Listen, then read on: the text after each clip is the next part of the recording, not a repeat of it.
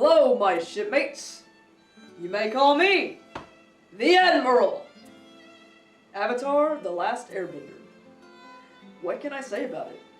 It's an amazing show that defined an entire generation, and it continues to be regarded as the best animated TV show to this day. While I never watched the show in its entirety until I was in my early teens, I caught episodes when I was a little one. And I have plenty of fond memories, like pretending my bed was Appa, or pretending I was a waterbender in the shower. But fast forward a couple of years after Avatar's completion. The show had not yet faded into obscurity. In comes a sequel for this highly regarded masterpiece.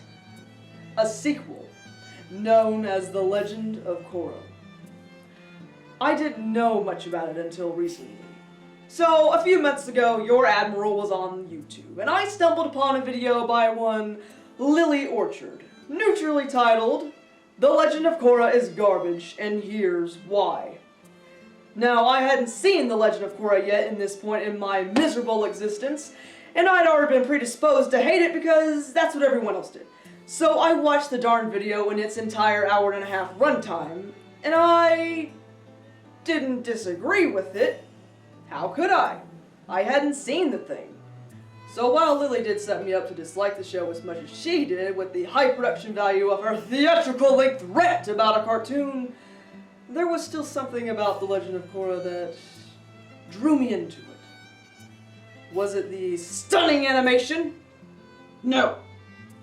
Okay, maybe, but regardless, I was driven to give The Legend of Korra a watch for myself, and I gotta say, wow,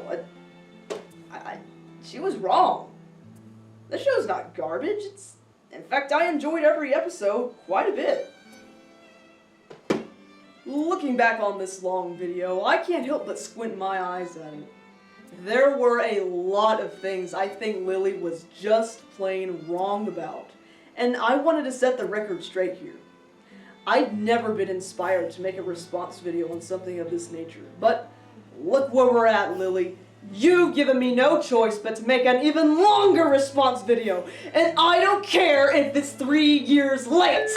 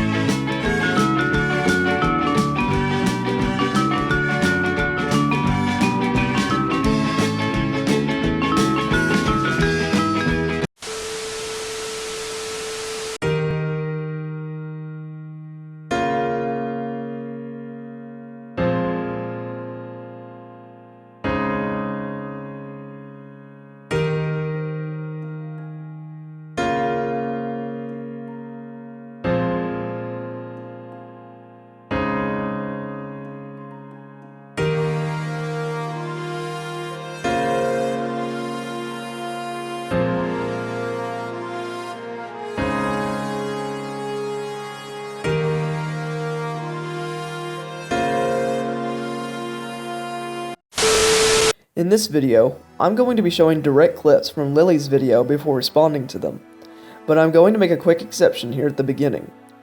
From 7 minutes and 10 seconds to 10 minutes and 10 seconds, Lily discusses how The Last Airbender uses a more episodic story structure, whereas the Legend of Korra episodes are serialized. For the sake of cohesion, I'm not going to directly cite this section of the video because it's extremely long and, quite frankly, all over the place. Right off the bat, you come out swinging with comparisons to Avatar: The Last Airbender. Here you explain how The Last Airbender utilizes a story structure akin to a Saturday morning cartoon. And then you criticize The Legend of Korra for not doing the same.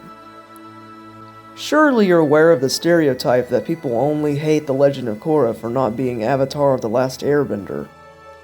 Well, you've barely started your case and you're already living up to that stereotype. Good job!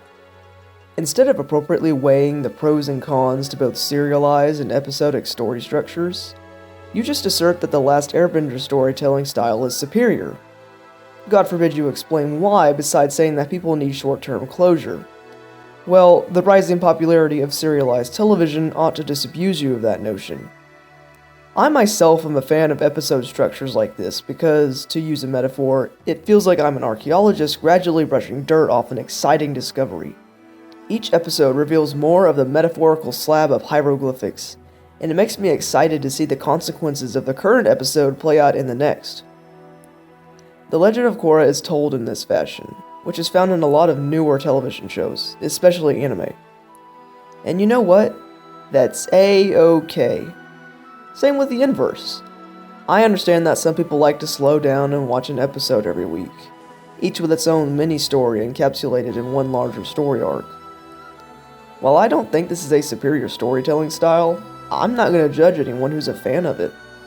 Offer the same courtesy to the people on the other side of the aisle, won't you? The Legend of Korra uses a different narrative style than The Last Airbender. So what? That's not appropriate grounds for calling it a bad show. By contrast, none of the supporting characters in the new gang really stand out or do anything memorable. They're not allowed to, because the serialized nature of The Legend of Korra doesn't allow for those necessary diversions to happen. The only members of the supporting cast who get anything close to characterization are Tenzin and Lin Bei Fong, and they're not around anywhere near as much as they should be. Meanwhile, the three main supporting cast, Bolin, Mako, and Asami, all get practically nothing to work with. The most we ever get is some backstory regarding their family, and even then, Mako and Bolin's are pretty copy-pasted from Batman. Did we watch the same show?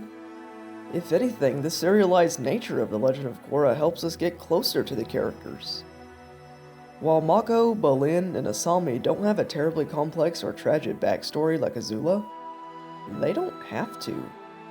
Not every character needs a background that's reminiscent of a dramatic Shakespeare play. Instead of characterizing characters based off of their past, The Legend of Korra characterizes its characters by what takes place in the present. This is especially the case with Asami, who I think is a good character despite her criminal lack of screen time. Asami was born to a highly successful entrepreneur and was raised in the lap of luxury. But despite having pretty much everything handed to her all her life, she expresses astounding resilience when the show puts her through the most hell out of the entire main cast. Especially during the Equalist Revolution arc, after she discovers that her father is in cahoots with Amon. She estranges herself from him. And let's just say that doesn't change his mind. Barely a few episodes later, she gets dumped by her insensitive boyfriend. This would be the perfect opportunity to be bitter, but she proves herself an overcomer instead. She takes over her father's business and manages to get a huge contract with Republic City. She overcomes her weakness of being a non-bender. And not only does she learn to forgive Mako and be friends with him, she learns to also forgive and be friendly with the gal he dumped her for. She does all this self-improvement in the face of loneliness. It's more than obvious that Asami craves attention and validation throughout the majority of the show. And who can blame her? Her entire life crumbled after her father was sent to prison. She's hardly the best thing ever, but I think Asami's great, and it's ludicrous to consider her a poorly written side character. Throughout the series, Mako struggles with expressing his feelings. And along the way, he is often put between a rock and a hard place, especially in Season 2. In Season 2, Mako must decide if he should uphold the law and report Korra's conspiracies to the police, or if he should side with Korra. His ultimate choice ends up tearing the two apart. Later, in Seasons 3 and 4, he grows into a responsible adult by working as a police officer and later King Wu's bodyguard. He and his brother have an endearing dynamic thanks to them relying on one another all throughout their lives. Also, you don't seriously think every orphan character is the same as Batman, do you? Please don't tell me you do. The only character I can sorta agree with you on here is Bolin, which is a shame, because I liked Bolin. He's adorable. Unfortunately, he does suffer the tragic fate of most comic relief characters, and has a lack of complex character development. But does that mean he doesn't have any character development at all? No. During Season 2, he undergoes a character arc in which he lets stardom go to his head. In Season 3, he undergoes a struggle with learning how to metal bend, which he doesn't turn out to be able to do. However, he does learn how to lava bend. In the 4th season, whoa, lots of character development! Bolin is put on the spot by Kuvira, and he's conflicted over whether or not he should remain loyal to her. He's faced with the very difficult reality that the leader he's been following for 3 years might actually be a fascist, and he obviously toils with that realization. I found these characters just as lovable as the cast from The Last Airbender. The build-up provided by the first 2 seasons really pays off in the 3rd season, where these 3 in Korra find themselves relying on one another as they travel the continent, fleeing from extremely dangerous criminals and looking for airbenders to rebuild the Air Nation. One of my favorite moments in the entire show is when the 4 are having their stakeout in the motel. Not because anything exciting is happening, but because they just act like friends. Ladies first.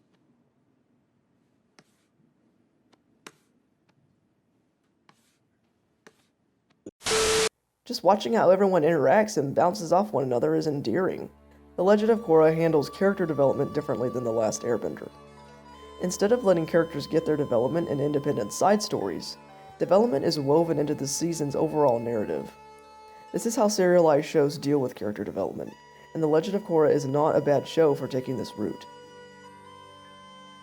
The Fire Lord wasn't much as far as villains go. He was a pretty generic fascist. He didn't need to be anything else because the story was about preparing for the fight against him. The Fire Lord was a means to an end, as the best villains often are. His characterization was irrelevant. It didn't matter what his motivations were. He was already characterized by letting the viewer see the destruction he'd been wreaking. Fire Lord Ozai's deeper motivations are so irrelevant that they don't even show you his face until the last season. And only a few episodes before the finale, you get to see his baby pictures. And guess what? It has zero effect on your resolve that he has to go down because those pictures of a happy and innocent little boy don't erase the monster he would grow into.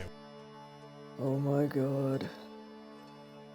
It is absolutely painful to hear you make excuses for a shallow, evil for evil's sake villain. You were just complaining about how you think Asami, Mako, and Bolin have no redeeming or interesting character qualities. Yet right after that, you whirl around and defend The Last Airbender for having a villain with absolutely no qualities besides being a power-hungry dictator. Psh! Why would you want a villain with nuanced motivations when you can have a Saturday morning cartoon villain, am I right? That's the reason why Thanos has become one of the most famous fictional villains in the past few years. I guarantee you that if we lived in some parallel universe where The Last Airbender had a villain like Amon, and The Legend of Korra had a villain like Ozai, you would absolutely be all over The Legend of Korra's butt for having such a weak, unrealistic villain. Amon is a spiteful man-child exacting a purge of benders because of his abusive daddy, but positions himself as the bringer of social equality, also known as communism, to people who don't know what communism is. I don't know where people keep getting this idea that Amon is meant to be advocating for some kind of communism. Communism is an economic model in which the workers own the means of production, and the workplace is democratized. You know, which means communism has everything to do with economics and money. Amon is concerned with equality, which is a social issue, and communism has little to nothing to say about social issues. A more accurate parallel to Amon's movement would be the Black Lives Matter movement, except in a world where Black Lives Matter starts advocating for white people to be forced to undergo a medical procedure that turns them black. So of course Amon is a poor representative for communism. That isn't what he's advocating for.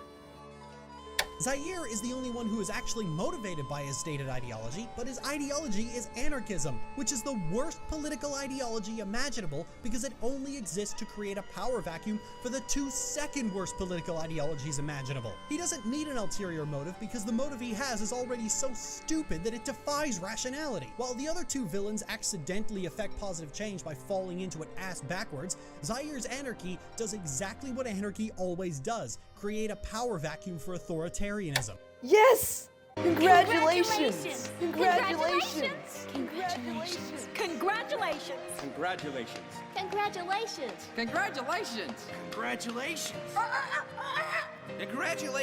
Congratulations. Congratulations. Congratulations! Congratulations. Congratulations!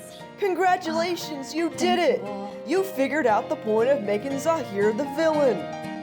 The entire message of Season 3 was to discuss how anarchy doesn't work.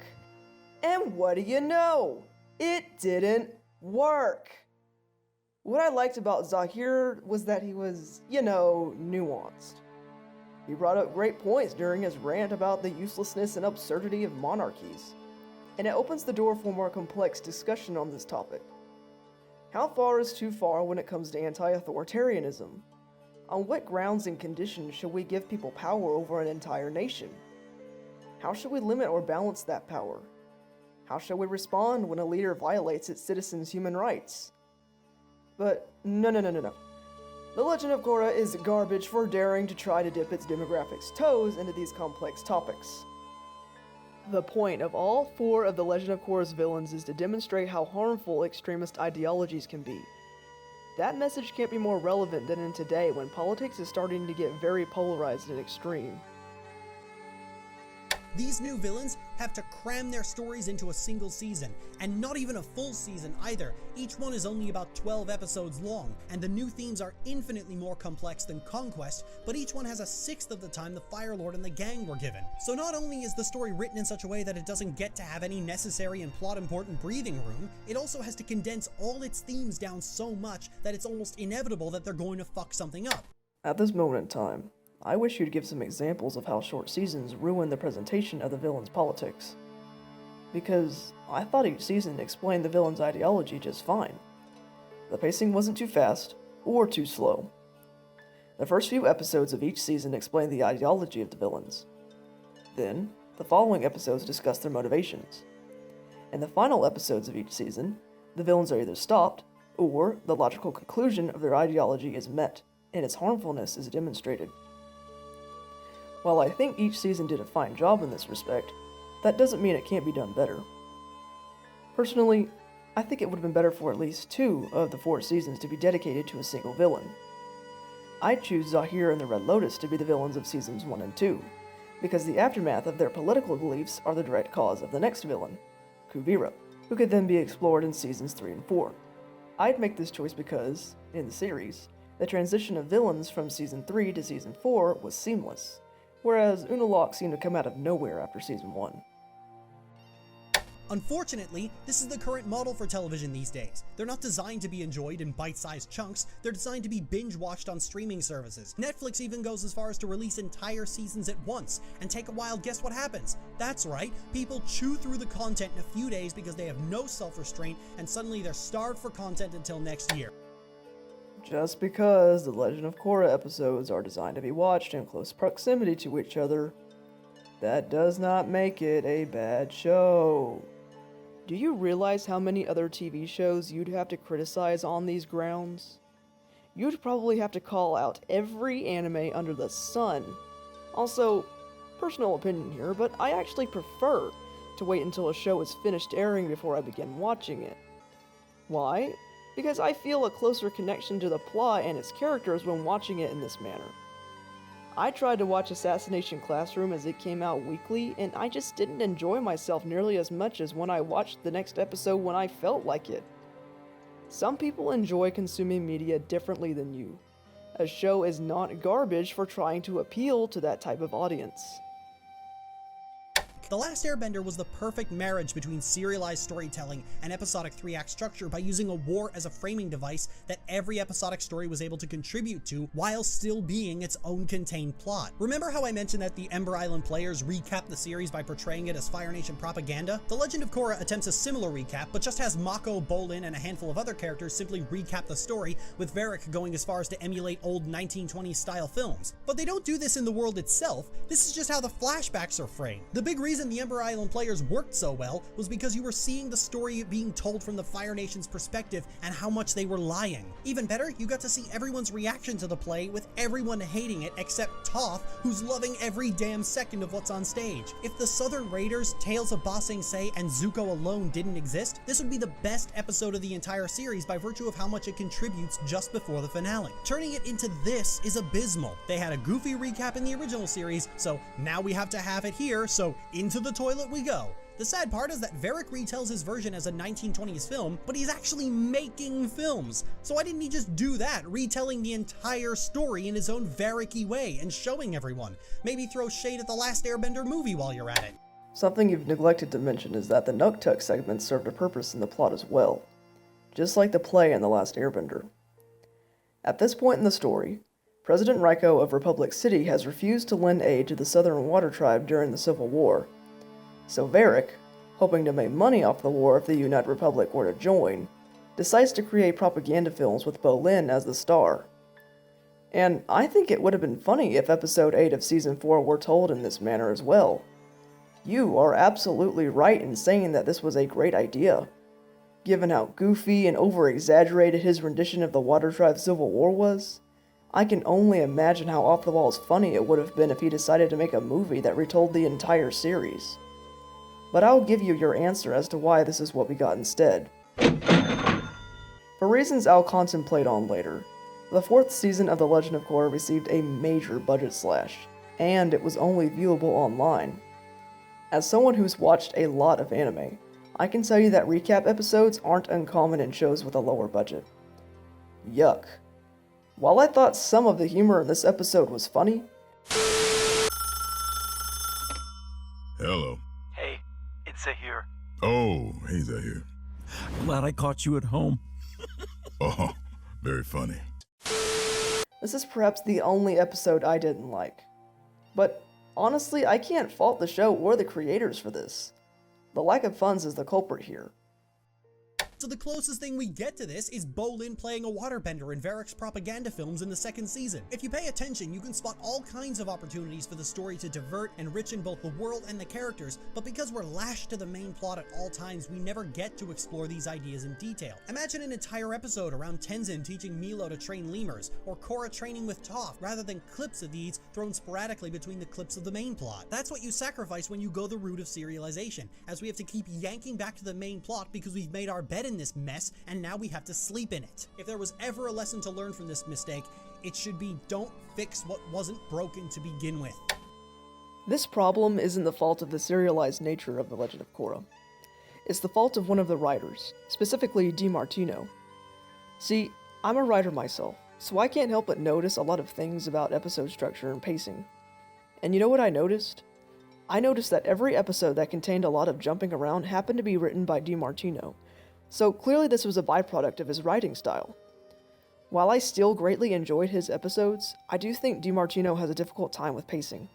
Instead of jumping to different characters every 6 or 7 minutes, I think it would have been better to have at least half or a full episode dedicated to scenes like Korra getting mentored by Toph, or Tenzin teaching Milo how to train his lemur. Wow, would you look at what I did?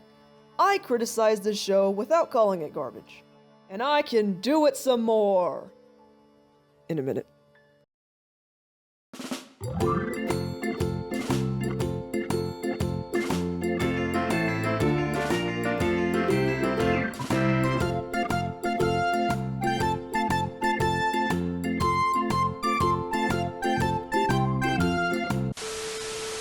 Having to learn the different styles of bending, Korra starts the series with a mastery of water, earth, and fire bending. And not just through starting the series later in life, she's introduced at the age of 5 bending all 3 of these elements, and she's revealed as the Avatar at a very early age, compared to the 16 that is known to be standard in the lore. The only element she has yet to master is air. This storytelling decision is often defended by fans by saying that exploring the other elements would be redundant after having spent 3 seasons with Aang learning them. However, that common defense of this story decision ignores the fact that Aang and his friends were doing other things while he was learning each element. Even when he was learning waterbending, Aang met a firebending master and learned just how dangerous firebending can be when controlled poorly. So much so that he carried a crippling fear of firebending until the final season. Aang's journey to learn waterbending brought them to the siege of the Northern Water Tribe. His mastery of earthbending was accompanied by the search for Appa and the siege of Ba Sing Se. The actual mastery of bending was a garnish to the more important stories that all tied to the 100-Year War, which was the reason they were doing all this in the first place. Describing the Last Airbender story as Aang learning the 3 elements he has yet to master is to ignore 90% of what actually happens in the series. The bending itself wasn't the story. You could have very easily worked similar bending lessons into the stories of each season. Considering there's 4 this time instead of 3, you wouldn't have even needed her to start out mastering waterbending. You're missing the point of this argument. Korra was designed to be a foil to Aang in multiple departments. Not just in personality, but in skill. People are saying that it'd be redundant to have a humble avatar that needed to take the time to learn the 4 elements. This is one of the ways Korra establishes an identity that's different than Aang's. It was a great move because it makes extra sure that Korra was not just a female Aang. She is completely different from him in every way, shape, and form. Here's the $1 million question. Why did she need to be bending them at such a young age? Her parents know she's the Avatar once she starts bending all the elements, which is kinda cute and already raises a lot of interesting questions at how you handle raising a child who can bend multiple elements. The benders of each nation seem to know very little about the nuances of bending outside their own forms, so Water Tribe parents trying to help a little Korra keep control of her fire bending is itself a really good idea. But all that is hamstrung by the fact that we immediately skip ahead to when Korra is a young adult, being trained by masters as they're brought to the Southern Water Tribe. So why did this scene at the start need to exist at all? The writers already had a reasonable and workable excuse for why Korra is already proficient in 3 of the 4 styles of bending when we open on her training exercises. Yeah, I think your idea for Korra's firebending mastery would have been a lot better. But here's the $1,001,000 question. Did having this scene hurt the show so much that you have to call it garbage? While your suggestion would have undoubtedly made for a more interesting story, having Korra show aptitude for bending at a young age hardly hurts the story. Sure, there are better alternatives, but it's not like the route they went with was just the worst decision they could have made. Just because The Legend of Korra had some better options that weren't taken, that doesn't necessarily make it a garbage show. It means it missed out on a lot of potential, which I will discuss later. I've heard people complain that Korra already being able to adequately bend at such a young age makes her a Mary Sue, and while those kind of complaints are usually bullshit, it's granted more credibility by the fact that a better answer for this question is immediately presented, so why didn't the writers just go with that? So next you say that this kid scene gives ammo to those accusing Korra of being a Mary Sue. But the fact of the matter is, she just isn't one. Korra, at first glance, does seem overpowered. But this is quickly balanced out by how her rashness often gets her into trouble that inevitably gets her butt handed to her. Seriously, Korra gets the snot kicked out of her a lot in this series. And the point of that was to balance her inherent fighting prowess. Trust me, Korra is far from a Mary Sue. She fails in so many other aspects throughout the series, like how she makes poor political decisions, fails to garner a good percentage in popularity polls in Republic City. Mr. President, are you concerned that your approval ratings are now nearly as low as the Avatars? And is incompetent on spiritual matters, so much to the point where she permanently loses her connectedness with the other Avatars. But Korra never grasps airbending this way. When Amon takes her bending from her, she suddenly summons the ability to airbend when Mako's threatened, leaving her with a sudden mastery of airbending and none of the other elements. Season 1 gives Korra an entire arc in which she is utterly terrified of losing her bending. That's because, at this point, she's built her entire identity on being the Avatar. I'm the Avatar! You gotta deal with it! I'm actually an earthbender. I'm a waterbender and a firebender. Oh my god, she's so smug! It's only after her worst fears have come true that she finally learns how to airbend, and she's hardly a master at it.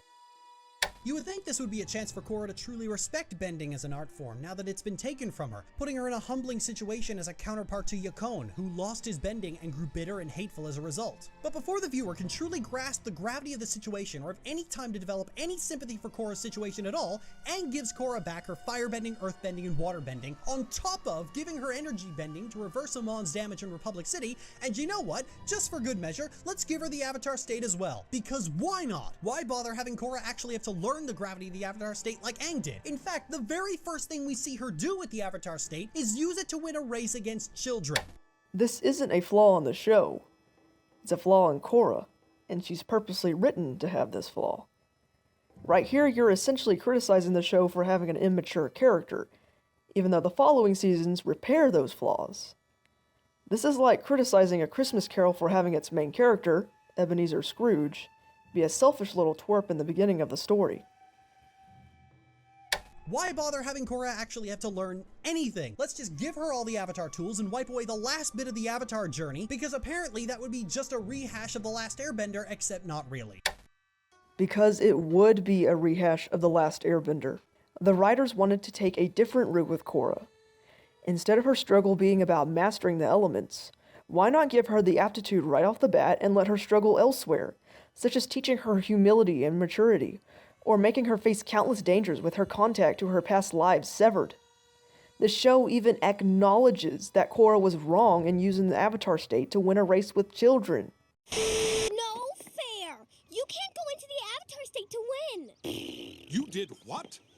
The Avatar state is not to be used as a booster rocket.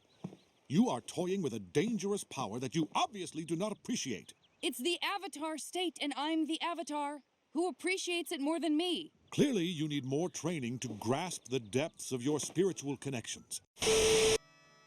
In fact, Korra even gets handed the fucking mastery demonstration as well. Each avatar, upon mastering the 4 elements, pulls off an impressive demonstration of their mastery, and over the course of The Last Airbender, we get to see Avatar Roku and Avatar Aang perform this display. These aren't just big moments of badass shamanism, they're tied to each avatar mastering the 4 elements and the avatar state. But Korra just gets it. Not even pulling it off herself, just seemingly on autopilot. Everything the other avatars had to earn through hard work and training, Korra is just given on a silver platter.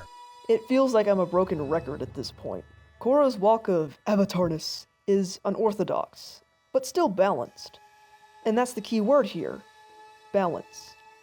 Having her learn these techniques and powers earlier seems to put the balance askew, but it is more than compensated by the trials she endures in the following season. After Rava is killed, she loses her connection with the past avatars. In Season 3, she's poisoned by Mercury, and that leaves her with nigh permanent psychological damage, and her PTSD bleeds into the 4th season.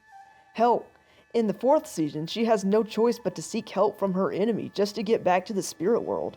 And by the end of the 4th season, the series finale mind you, she is still unable to communicate with her past lives. Korra goes into the Avatar state fairly frequently, but she still loses the majority of those fights. Getting the Avatar state early doesn't mean much when it's watered down thanks to her spiritual ineptitude. Hardly coddled if you ask me. Korra doesn't even have to suffer through the consequences of her own actions or the actions of the people around her. Events that would normally warrant a massive shift in Korra's character are often abandoned entirely. We just mentioned Korra being given her bending back, but this happens in every season afterward. In Season 2, Unalaq rips the Avatar spirit out of her and destroys it, effectively making her the last Avatar. But thanks to an unsubtle plot point from earlier, she immediately recovers the Avatar spirit and everything goes right back to normal, except she can't talk to Aang or any other past Avatar anymore. Wow, how did you not hear that self-contradiction? You start the segment with saying that Korra is not affected by the actions of others, but you literally point out 30 seconds later that the actions of Unalaq permanently sever her communication with the other avatars. In Season 3, the Red Lotus poisons her with mercury and beats her so badly that she ends the season in a wheelchair, which might make you think that Korra has to deal with being disabled for a while. In fact, they lampshade it in the very final episode of the season. But Season 4 starts 3 years later and she's up and walking and her recovery happened off screen. Oh my god, did you even watch Season 4? We did see Korra's recovery, albeit only important highlights. And really, those highlights were all we needed to see. Who the heck wants to watch 5 or 6 episodes of The Legend of Physical Rehab? The first few episodes of Season 4 give us all the important details of her physical recovery, such as the rehab session she had with Katara. Then, we spend the rest of the season watching Korra recover from the psychological damage the Red Lotus left her with. Come on, man, are you serious? Once again, you claim Korra wasn't affected by the actions of her enemies, yet the Red Lotus is solely responsible for her inability to beat Kuvira throughout the 4th season in its near entirety.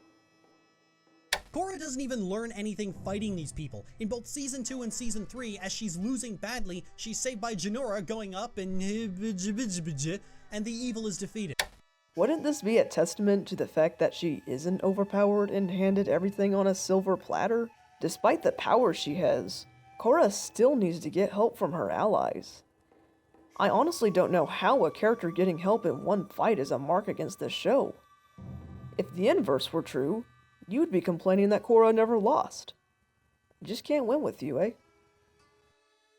This is a fundamental problem with Korra. The setup with the White Lotus teaching her bending in a way that completely destroys the Avatar's journey isn't an interesting story idea. It could have been, and at the very start of the 2nd season, it almost looks like they're going that way when Unalaq makes it clear to Korra that she wasn't supposed to be sheltered like this. But nothing comes from it other than Korra being mad at Tenzin for a while and forcing open a way for her to be manipulated by the season's villain. I mean, I think it was an interesting direction. Making Korra less inclined to spirituality is a foil to Aang, who was raised as a monk. Being raised in this manner leads to the entire conflict of the 2nd season, where Korra is forced to learn about her spirituality while at the same time facing the literal embodiment of chaos. I still don't know how this story direction is an objective mark against the show. Unless you're just mad that Legend of Korra is not being exactly like Avatar: The Last Airbender. We're given a very brief look at the kind of Avatar Korra could have been if the writers had any interest in letting her be one. In the first episode of the third season, many non-benders spontaneously develop airbending. One of them is so scared by these new powers that he climbs up a bridge and almost kills the police who chase after him. Korra darts up to his level, and they just talk. This is the only time that the show feels like a sequel to The Last Airbender. You have a heartfelt conversation about having to deal with change, and that change can be scary for a lot of people, but there's others who want to help, and then we end on a dad joke. This was a great scene, I agree. It shows how much Korra has matured over the past 2 seasons.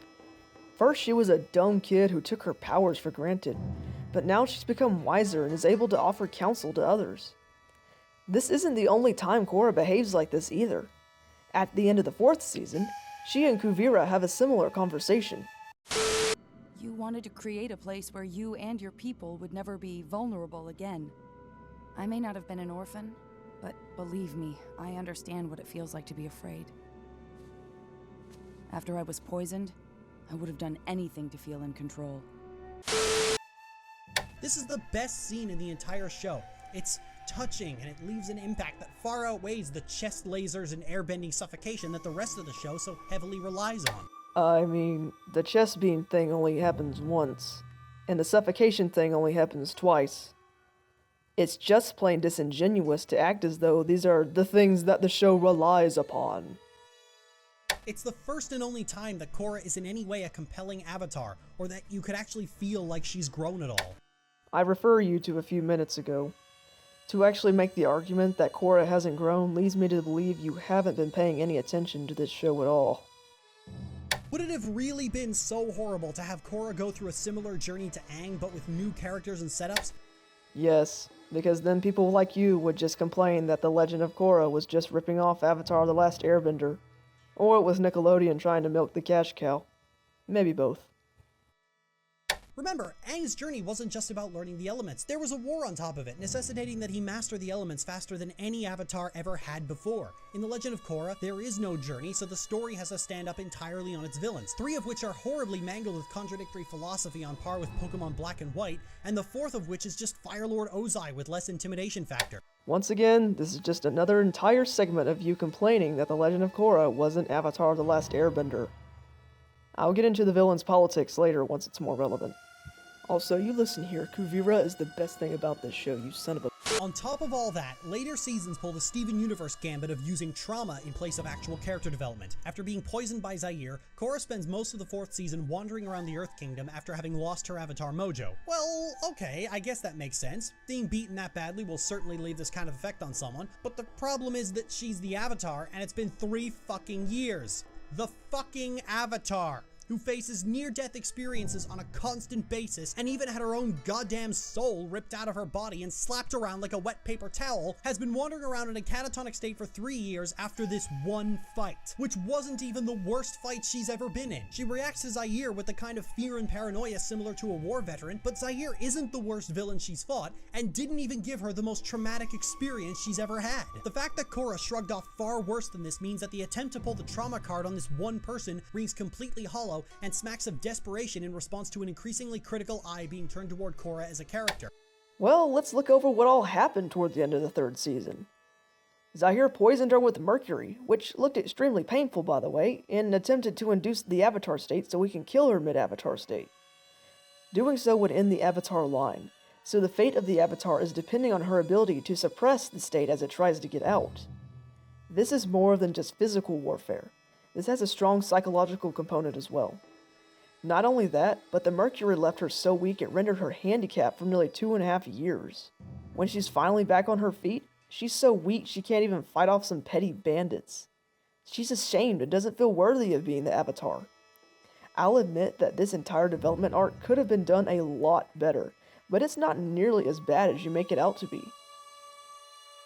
The The sad part is that the character whose response to Zaire is the most compelling is also the character who's the least interesting in the show. Bolin responds to Zaire's anarchist rampage by pendulum swinging in the opposite direction and supporting an authoritarian dictator with an almost zealous conviction because anything is better than the chaos Zaire has brought over the Earth Kingdom. But the show doesn't dwell on it. They seemingly write off Bolin's allegiance to Kuvira as a result of him being stupid, given by how certain everyone is that Kuvira is evil. We'll get into Season 4 in a little bit, but this small fact being overlooked speaks volumes about the difference in priorities when it comes to character design. I agree. Bolin got the short end of the stick for sure, and I'm willing to admit that. I appreciate that the writers gave him this arc of development because he really needed it. However, this problem with Bolin hardly ruins the show because he still has his segments of development. The show wants me to feel pity for Korra because she's struggling through PTSD, but I've seen Korra shrug off far worse than this, and so I don't feel any pity for her. This is also the hardest part of Korra's character to criticize in any meaningful way, because writers pull the trauma as character design card specifically because most people will fall for it. Most people will see this as a compelling story concept rather than the lazy tug on the heartstrings it truly is. As I explained, I believe Korra's response to Season 3 is justified. But that doesn't mean it didn't have any room to improve. I think everything would have been more impactful if she had first had some kind of trustful relationship with Zaire, or if Zaire had been far more personal in his attack on her. Maybe, instead of Tunrock surviving his fall off the cliff, Zaire outright kills him right in front of her. Now that would have been a doozy. I'll say it again. The Legend of Korra has a lot of unmet potential, but that's hardly a justification to declare it as a bad show. Korra is introduced as a brash and impulsive avatar with no respect for the spiritual side of bending and little understanding of her role as the avatar, and she ends the series as that exact same person. But what makes that different from similar characters like Toph is that the show pretends that they've evolved her character at all, and then has the gall to expect you to believe it. Are you serious? The Korra from Season 4 is an entirely different character from the Korra of Season 1. Season 1 Korra takes whatever chance she can get to puff out her chest and proudly declare herself as the mighty Avatar. She has no diplomacy, and her connection to the spirits is non-existent. All the defeats and experiences she endures throughout the following 3 seasons change her attitude dramatically. She's more mellow and less boastful. Why, you're the Avatar, ain't you? Yep, that's me. And she's not nearly as gung-ho, as shown during the standoff between Kuvira and Zhao Fu. I'm here to ask you to back down. Please, take your army and leave. I think we both know that's not going to happen. Where's Sue? I have to talk to her. She's not here. She took wing and way. They're going to sneak into Kuvira's camp and put an end to this. No. Not to mention, she makes a strong effort to unite the spirit world and the human world. What you want is exactly what Kuvira wants, to use spirits as a weapon in a human war. The answer is no. Wait! Please, listen. If spirits and humans are gonna live together, we have to work with each other! It's really starting to look like you had your mind made up about Korra a long time ago, and you're deliberately ignoring the details that contradict your preconceived notions. I think Korra was a fine character. She got on my nerves in the 2nd season, so it's not like she's my favorite character by any stretch of the imagination. But I gotta say, you were outrageously unfair to her throughout this entire segment.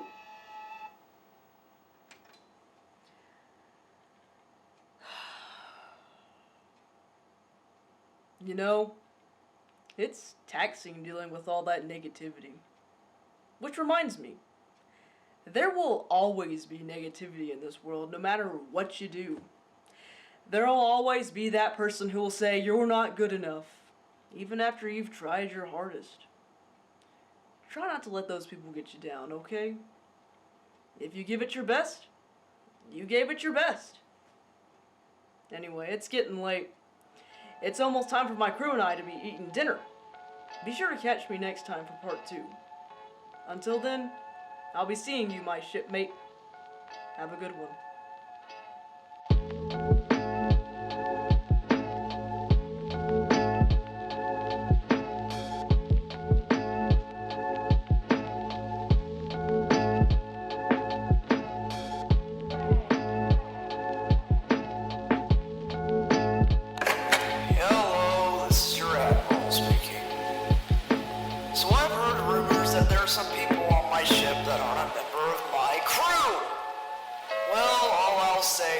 do not tolerate freeloaders on my ship. So if you're not already a member of my crew, you land lover, do yourself a favor and click that red button down there. Doesn't take long and it'll save you from a night of swimming with the sharks.